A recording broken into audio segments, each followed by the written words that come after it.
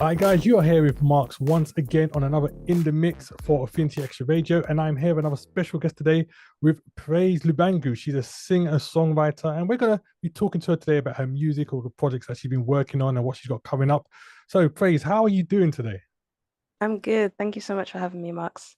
Oh, no doubt. We had to get you on there. I mean, I've been listening to your music and I'm thinking, you know what? There's no way I can keep doing these indie mix shows and not have Praise Lubangu come on here and tell us a bit about what's going on because the music's really great. So yeah, it's definitely good to have you on here today.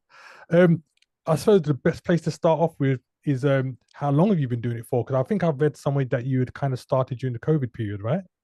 Yeah, exactly that. I'm still very new to all of this. Okay. But yeah, during COVID is when the music journey kind of started properly. I had been involved in a couple of collaborations, one with my friend Darla Baltazar in the Philippines. Mhm. And, probably what I'm most known for is the collaborations I've done with Saint, so Stephen Bradley, who did the Yeah. lo-fi of What Beautiful Name and Raise a Hallelujah. So yeah, it kind of started off there and yeah, continued from that point. I mean, considering that, COVID was just what, 3 years ago, just under 3 years ago, you've managed to fit in a lot in a short space of time in terms of your collaborations and the releases and all that kind of stuff.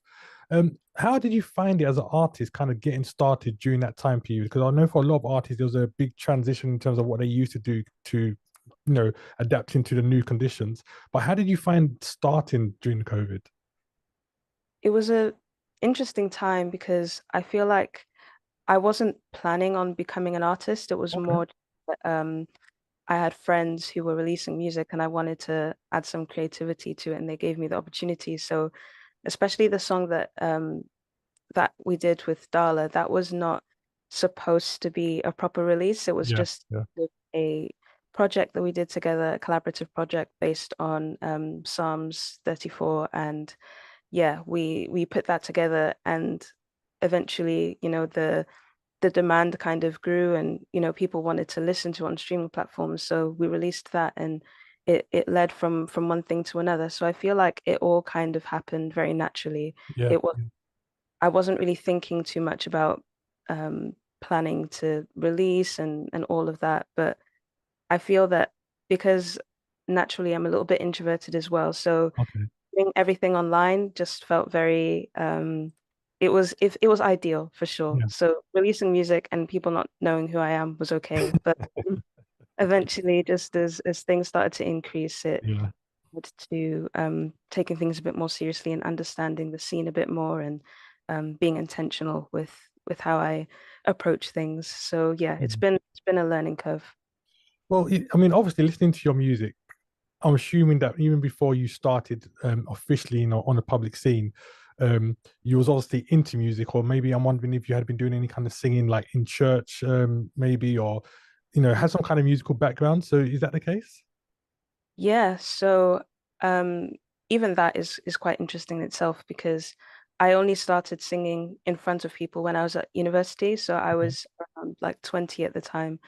And yeah, even my parents didn't really know that I could sing. Like I just hum to myself around the house and Yeah. stuff. But just kind of really came out of my shell at church when I was at university and was really in a very encouraging space. So I had room to learn and grow and develop in that way. So very grateful for my church family. And also, I was just very into listening to music. We're quite a musical household over here. My Okay. dad bass and electric and acoustic, and my mum she sings. So I kind of have the joke that the reason that I sing today is because my mum was in choir while she was pregnant with me, and but yeah, so it kind of made its way into my genes, I guess. But Mm. yeah, so I've always been an avid listener, and even before I was releasing music, I was very interested and intrigued by the whole indie Christian music scene, and Yeah. I have my own playlist just for fun, which led to being involved with Amen Worldwide. So yeah, it was definitely a huge part of my life, I'd say. Okay. I mean, it's very interesting to hear that you obviously came from like a musical background in terms of your parents and stuff like that as well. Um, as you touched on it about the your interest in the indie scene, it's funny. I was having a conversation with someone about you, so your ears might have been burning a little bit, um, and we were basically saying that your style of music and the way you sing and the actual music itself is very unique in terms of the gospel space right now. I was saying I don't feel like there's a lot of people kind of like bringing that kind of sound that you particularly have. So how do you feel about that kind of statement in terms of like what you're doing and the music you're presenting? Yeah, well, first of all, thank you for that. I, if anything, it's a good thing because it does reflect what I've grown up with. Mhm. In my house, we were always listening to a lot of gospel, a lot of Motown, a lot of Yeah. soul. So I grew up on the Al Greens, on Rosetta. Okay. So all the classic singers definitely Exactly, done, yeah. yeah, and in that mix as well, like we listen to a lot of music in Lingala because we're Congolese. So Okay.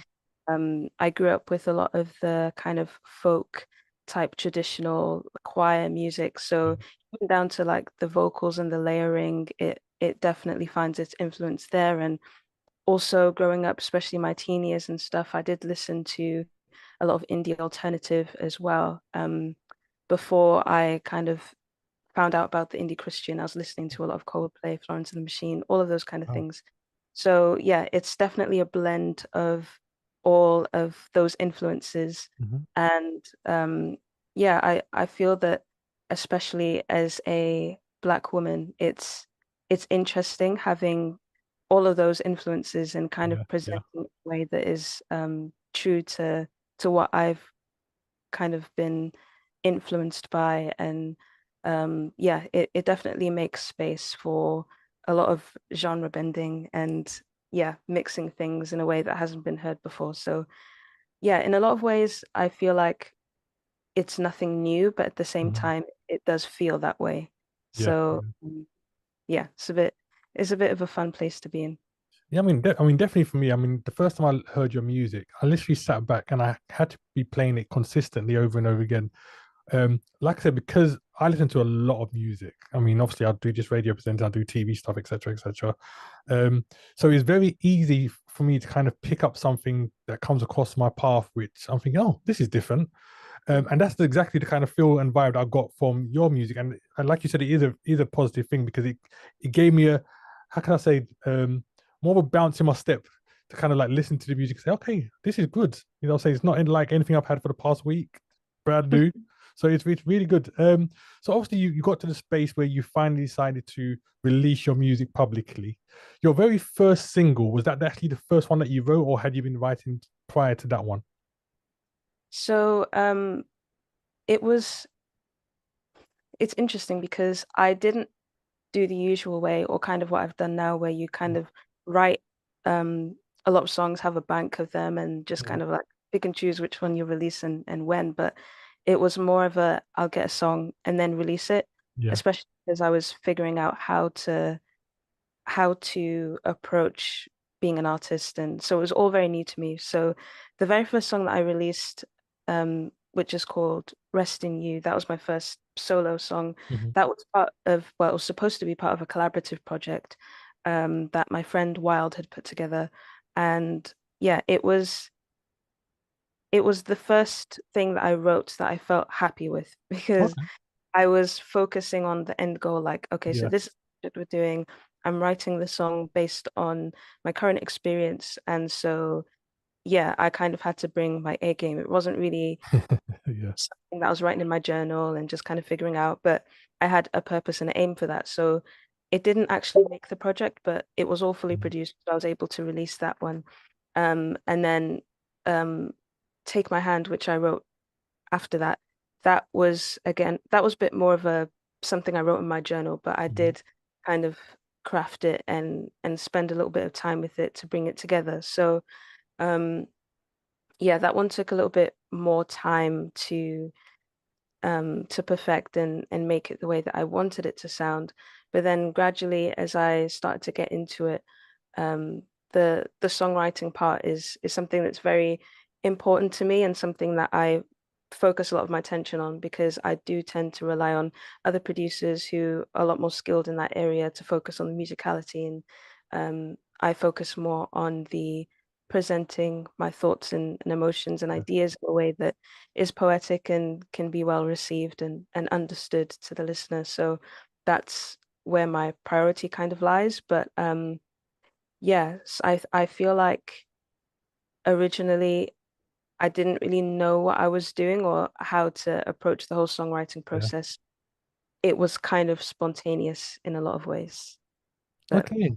none of Wow. that.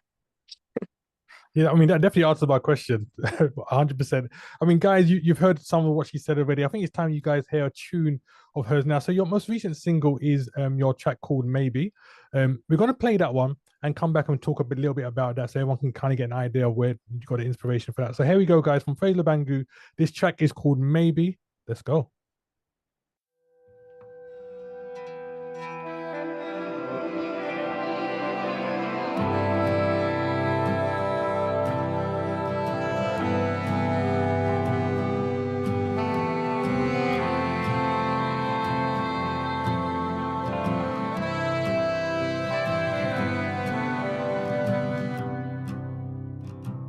I'm obsessed with perfection. I don't quite know what the deal is with that. Running on empty. Seems like I've hit the fork in the road. Lessons they teach me which way to go. Somehow I'm stuck here. Well, maybe you're hearing my brokenness, and maybe you're here when nothing seems to make sense. I'm learning to kiss the waves, and though you slay me, I'll stay. If darkness is light to you, I know you'll bring me through it all. You know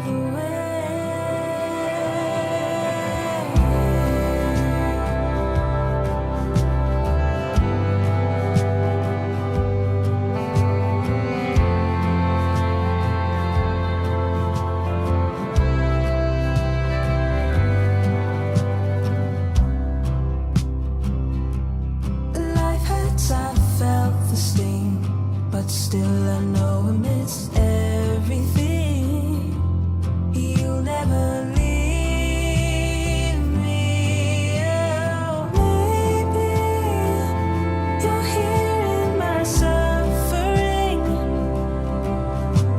and maybe the pain is thread fit for the tapestry. You're making beauty straight from nothing, and that's so like you. If darkness is light to you, I know you'll bring me through it all. You have plans that I cannot conceive. Ears have not heard, no eyes have seen. You are the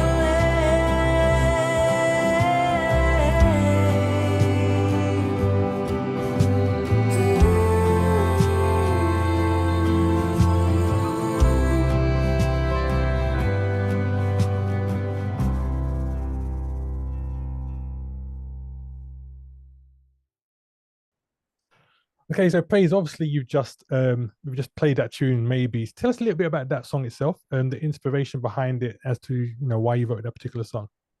Yeah, so maybe is the second single that I'm releasing from my upcoming album, and it sits like right in the middle of the album and definitely was kind of a turning point in my life when I wrote that. So um maybe it because of the title and the chorus and everything, it can kind of give the idea of uncertainty, but I feel like the time that I wrote it kind of felt like a resolve that Yeah. had come about, because we were going through a rough patch in our family, and some health struggles that my sister was going through, which it was just a very scary time and very overwhelming, and it led to a lot of questions, a lot of um, fear and anxiety that I was struggling through, and a lot of the way that well, I felt like the only way that I could properly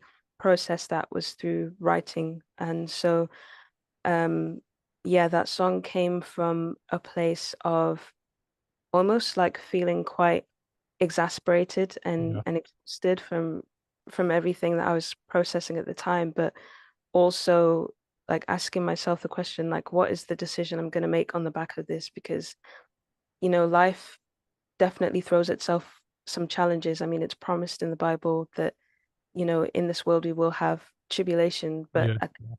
take heart because God has overcome the world. And I focused on the tribulation part and not so much on the fact that God had overcome the world. So it was something I felt like I had to convince myself of and take the time to think through and process. So um the song kind of starts off with a lot of my um just raw emotions and everything I was going through. And the opening line even says that I'm obsessed with perfection and I don't really know what the Mm. deal is with that. And perfection in terms of my idea of what I thought life would look like, and everything that I'd be going through, and what my life would look like at this point. But I was that song is literally a journey of my thoughts of learning that actually, it's not the way that I expected it to be. It's not really what I planned, but I know from what God's word says I can trust him, and that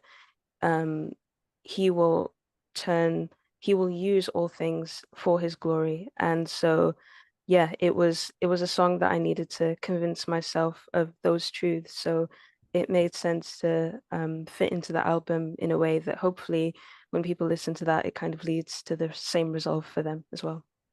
I mean, it's so powerful listening to you obviously talk about the explanation behind that. And when you, I always find that some of the best songs come out from the experiences that artists go through. And obviously, listening to you and you're saying about what you're dealing with in terms of family and everything else, it clearly comes out in the song in terms of you fully expressing exactly what you're feeling, what you're going through, and allowing God to kind of come into that.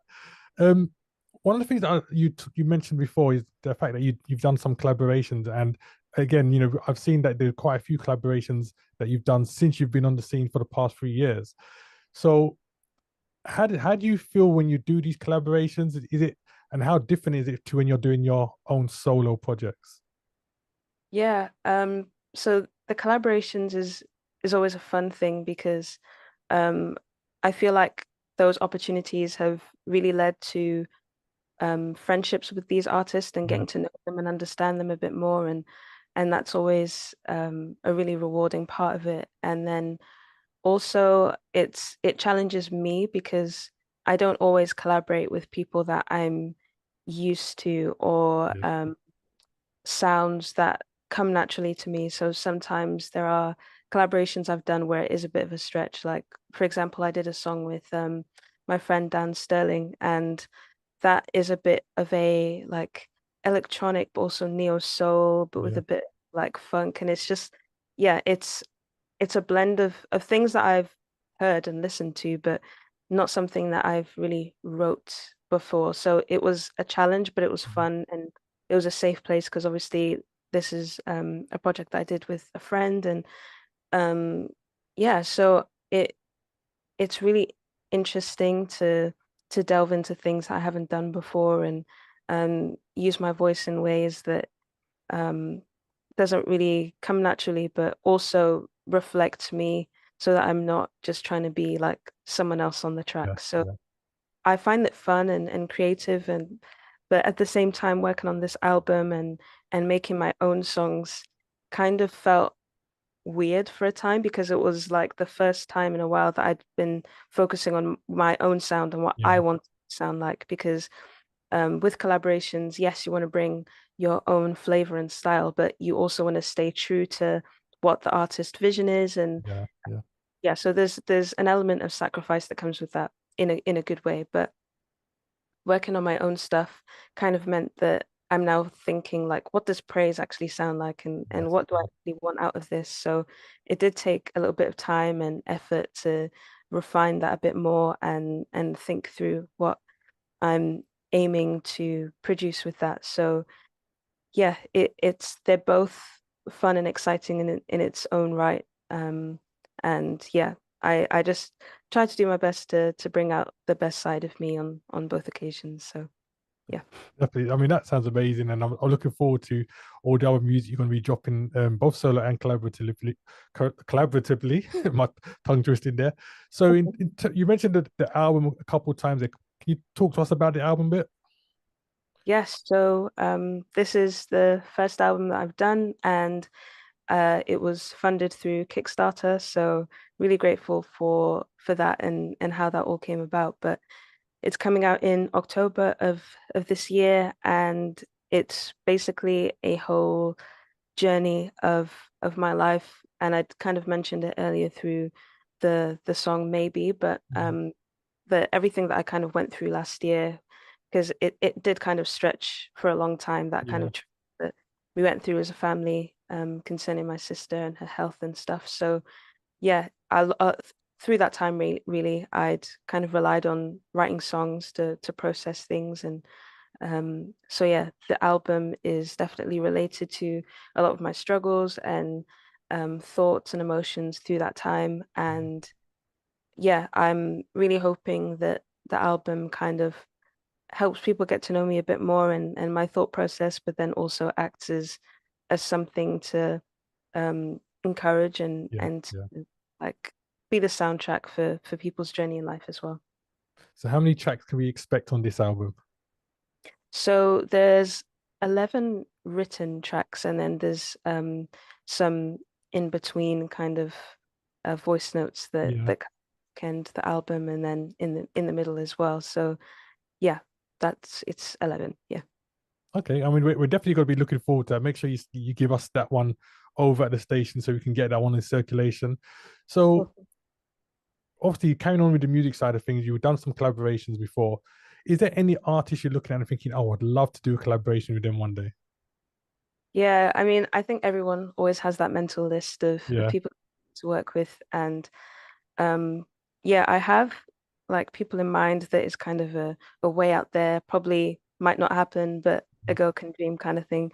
So I really love people like Josh Garrels, and surprisingly as well, like I've always wondered what it'd be like to write a song with a rapper, because Okay. I feel like in a lot of ways they are poetic and they think through their words a lot more. So like actually having a rapper not collaborate on it, but actually write the Oh, song. wow. Okay. um, Yeah. I always find that quite interesting. So um, I really like listening to No Big Deal. A lot of the rappers in the UK as Yeah. well. This Dave creates. Um, so yeah, these are people that I'm also friends with, which is great. But yeah, I think there's a lot of interesting things going on in the UK, a lot of great artists based here. So I'll probably be working my way through. Well, there's definitely lots of rappers out there in the UK, so I'm sure there'll be more than one that'll be happy to jump on a track of you. Obviously, you could pick the ones that you would want to work with. So obviously you mentioned about the fact that the album's coming out in October, isn't it? Yeah. Yep. So when the album comes out, are you going to be doing any kind of like events around that time to kind of like support that, or is there any events coming up that you'll be seeing that people can kind of come and support you at? Yeah, so I actually have an event in December that I'm doing with my friends Sarah Dewars and Claudia Saki and Rebecca Young. So yeah, definitely international vibes going on there. So Sarah's based in New York and Yeah. Claudia's in Paris, and Rebecca's local, she's in London. And so yeah, we're friends that had come to know each other through social media and through our own music as well. So yeah, we're going to be doing a live event in London at Imprint Church on December 2nd. So I think all of us are kind of releasing our own solo projects, or will have released by that time. So it'll be an opportunity for us to share our new music and old things as well. So really looking forward to that one. I have to say, when listening to you talk about the people that you're working with and the music you're releasing, I'm just so amazed at how much you managed to fit in within the last 3 years. So, like, did Praise from 5 years ago ever imagine that she'll be sitting here today with this collection of music, having worked with the people that she's working with? Not at all. I didn't really even plan on releasing music. Yeah. It's definitely a God thing, and it's funny because I feel like social media has a huge part of that, Mm. has played a huge part in that, and especially COVID times. And yeah, I think people underestimate the power of just being nice to people. Yeah, 100%. Yeah. Yeah, just DM an artist and not really respecting anything in return, but just letting them know that I appreciate their music and that I Mm. like doing. And they follow you back. It leads to conversation, and their friend knows someone who knows someone, and it leads to collaboration. Yeah. Or they message you and say, "Hey, I'm in the UK for a week. Like, let's meet." Yeah. Yeah, that has been happening A lot, a lot. yeah. Yeah, so um, a lot of it comes from community and just Mm. relation, and yeah, really blessed by that. So obviously, as we start to tie up, one of the things I like to do with artists is get them to kind of give a word of encouragement based on the things that we've said. And obviously, you talked about how you produce your music, and it was based on a lot of the stuff that you was going through. What word would you give to people that right now are going through their own situations, whether it be family, work, whatever it is, and are looking for, I don't know, some kind of word of encouragement or way out of that situation? What would you say to them? Yeah, so I was reading First Samuel this morning, and the start of that chapter kind of explains the story of Hannah Mhm. and her the fact that she was barren and desiring a child. And one thing that struck me when I was reading that is her husband, Elkanah, said to her, why are you sad and you're not eating? Like, am I not worth 10 sons? And we don't hear her response, but we immediately see her in the temple and praying to God.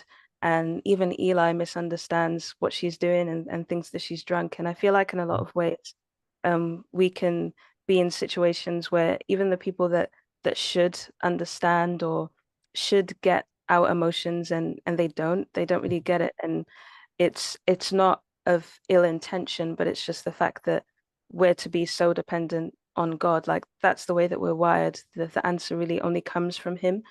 And one thing that Eli says to Hannah after she's really poured out her soul to God is he says, go in peace, and yeah, the Lord will answer your prayer. And she wasn't pregnant in that moment, like Yeah. she just heard the words, but she rose up from that moment, and she wiped away her tears and she went to eat, and you can see that like the life returned to her. And in a lot of ways, it's not always that the answer has to come, but sometimes it's just the word in season and that Yeah.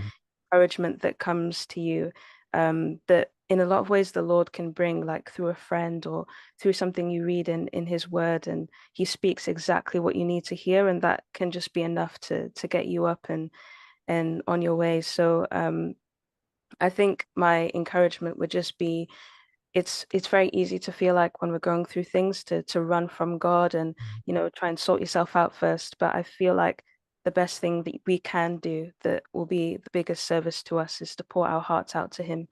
And yeah, he knows how to encourage us and to comfort us in those times. And he does answer prayer, but even if he doesn't, he is powerful enough to carry us through whatever it is that we're facing. So yeah. Look, I just went to church. That was really good. That was powerful, really powerful. And I hope you guys really pay attention to what she's saying. Definitely some encouraging words there. I don't always tell people to know where can we find you, because what I'm going to do, I'm going to throw up your socials on the screen right now. And people are going to be able to see what that is. I suppose I should really, because there's going to be those listening on radio. So where can we find you? Praise Lubangu at Yes, Praise Lubangu, isn't it? Is that at it? Praise Music. Music at the end. So I Praise Lubangu Music, guys, on all the great social networks. So you've got your Instagram, Facebook. Yes, on What else we Facebook, got? on TikTok. There's YouTube as well. Yeah. So yeah, all the platforms. All those platforms. So, guys, those listening to radio, you heard what she's had to say. YouTube, we're flashing that out for you guys right now. I'm going to do something with you that I haven't actually done with any other artist before. It's kind of might catch you off guard. I don't know. So, I want to let you pick any one of your songs, and that's the song that we're going to end the show with. So you kind of like pick the song and introduce it, and we're going to end on that one there. Okay, so I think we'll play God is Love. That's a really fun and upbeat kind of soulful jam. So yeah, I wrote that one in the summer of, well, 2 years ago. And yeah, it's just based on John 3:16 really, and 17 as well. Just speaking on how God is love, the gospel, and I hope it encourages you. There we go, guys. God is Love by Praise Lubangu. Make sure you tune in next week for another great show. Praise, thank you for being here with us. Thank you so much. And here we go with your track.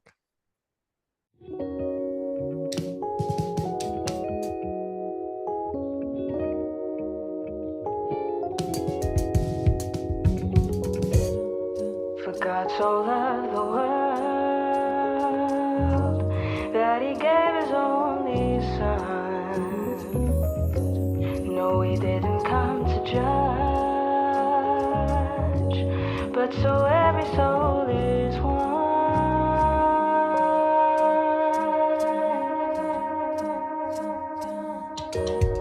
For God so loved the world that he gave his only son.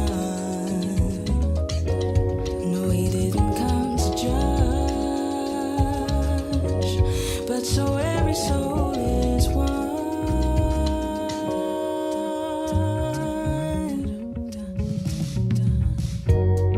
Human condition, destined for perdition, desperate, depraved, needing God's intervention.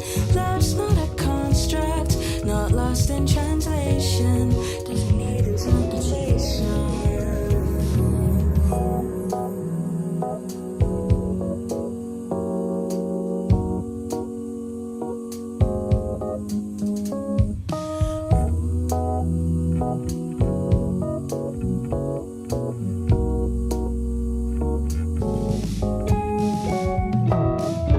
Love is spirit, love is Father, love is Son. We need him. Our God is 3 in 1. Yeah. Love is that he sent his only Son. Oh, we need him. Oh, don't you know our God is love? Yeah. Don't you know our God is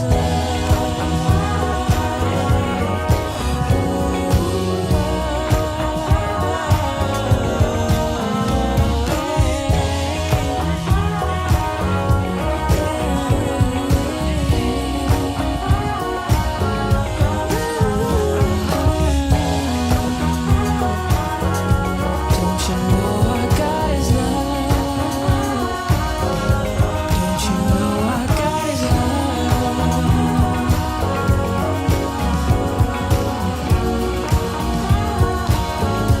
Thank you, Jesus, for your